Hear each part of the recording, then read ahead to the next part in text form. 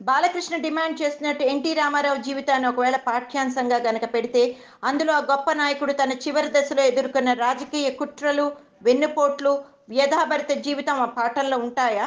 అందులో అల్లుడు చంద్రబాబు పాత్రతో పాటు ఆయన కొడుకులు, కూతుళ్ళు సైతం తమ కన్న తండ్రి అని చూడకుండా తన పట్ల అత్యంత నిర్దయను ప్రదర్శించిన తీరు కనీస ప్రస్తావనకు నోచుకుంటుందా? కనీసం లక్ష్మీ పార్వతి అనే పేరు ఉంటుందా? ఇక సమాధానాలు ఊహించండి. Yes, you are correct. Just ఒక రైతు కుటుంబంలో పుట్టి ఒక సినిమా నటుడిగా ఎదిగి రాజకీయాల్లో ప్రవేశించి ముఖ్యమంత్రిగా ప్రజాసేవలో తన జీవితాన్ని సార్థకం చేసుకున్నాడు అనే కోణాలు తప్ప ఇంకేమీ ఉండవు. బాలయ్య తీయబోయే సినిమాలో కథ ఏముంటుంది?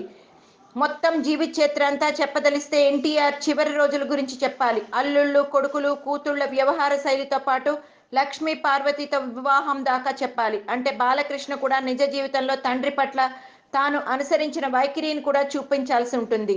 ఆయన బయోపిక్ లో ఏముండబోతుంది? కొడుకు తీయబోయే సినిమా కాబట్టి తాను లోకానికి చెప్పదలుచుకొని ఏ వివాదాస్పద అంశమో అందులో ఉండదు. అందుకే ఒక కమిటీ వేశారు. ఆ కమిటీ ఏం చేస్తుందంటే ఎన్టీఆర్ చిన్ననాటి జీవితం నుంచి రాజకీయాల్లో ఎంట్రీ, సీఎంగా ప్రమాణ స్వీకారం వరకు ఆసక్తికరమైన విశేషాలను ఒక చోట పేర్చుతున్నది. చాలా మందికి తెలిసిన జీవితమే అయినా ఇంకా ఇంట్రెస్టింగ్ బిట్స్ సేకరించే ప్రయత్నాల్లో పడింది ఆ కమిటీ.